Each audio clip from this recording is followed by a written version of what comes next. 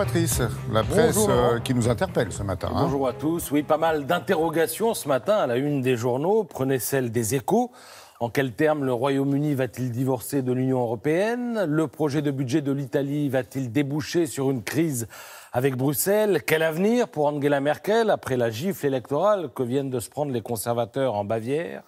À ces interrogations continentales et de plus en plus récurrentes, eh bien, s'en ajoutent d'autres, françaises et néanmoins insistantes. Le microcosme médiatique brûle toujours autant de savoir qui succédera à Gérard Collomb à l'intérieur. Christophe Castaner fait tout ce qu'il peut pour décrocher le job et ça fait cauchemarder le Figaro qui offre sans doute le meilleur angle de traitement du sujet ce matin. Soit on fait un choix politique et on nomme le copain de gauche, le fidèle Castaner, soit on fait le choix de la raison et on nomme un spécialiste, écrit peu ou prou Vincent Trémollet de Villers dans Le Figaro. Le Figaro penche évidemment pour la seconde option, il souhaite un connaisseur, un profil à la Blanquer, mélange de bon sens et de pragmatisme. La méthode Blanquer devrait s'appliquer à la sécurité, à l'immigration, aux sujets comme la PMA ou la GPA, où trop souvent dominent des postures idéologiques, écrit l'éditorialiste du Figaro. Alors, il se trouve que dans notre beau pays laïque, le ministre de l'Intérieur est aussi celui du culte.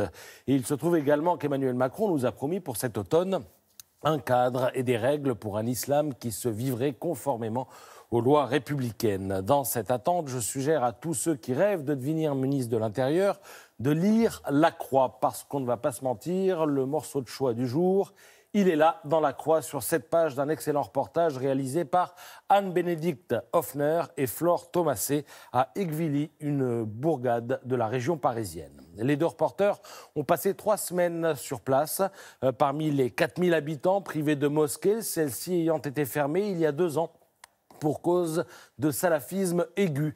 On y apprend qu'avant la fermeture de la mosquée, eh bien, Aiguilly était un repère de barbus en babouche, chape de plomb, climat de terreur. C'était un huis clos de village où tout le monde se connaît et s'épie, où l'on critique un tel qui n'a pas inscrit ses enfants à l'école coranique ou tel autre qui laisse sa femme sortir vêtue d'un simple voile. Une ville où un garçon porte un t-shirt avec les yeux de son super-héros troués parce que les représentations, même humaines, sont interdites, où un enfant sort la joue balafrée de l'école coranique, ou cet autre enfant qui entend sonner les cloches de l'église et qui lance à son camarade « Entrer dans une église, c'est haram ». Autrement dit, c'est interdit. Voilà. Les témoignages, on se les prend en pleine poire ce matin dans La Croix. Le salafisme n'avance pas par la menace ou l'insulte, c'était plus subtil, dit un connaisseur, quand vous êtes tout un groupe à porter certains vêtements, à critiquer ceux qui écoutent de la musique, quand vous ne serrez plus la main des femmes, vous marquez l'espace social, la perte de liberté, c'est quelque chose de très insidieux.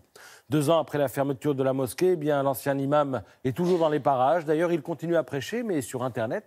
Cette fois, impossible de l'expulser puisqu'il est français.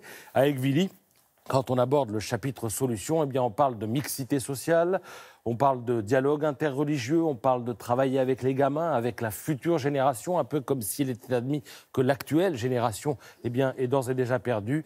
Mais on découvre surtout la mère de la ville, une femme d'autant plus impliquée qu'elle se sent abandonnée par l'État. Et l'on ne peut s'empêcher de penser qu'il existe ailleurs en France d'autres élus locaux, dans son cas, d'autres quartiers rongés par le salafisme, d'autres Équevilly.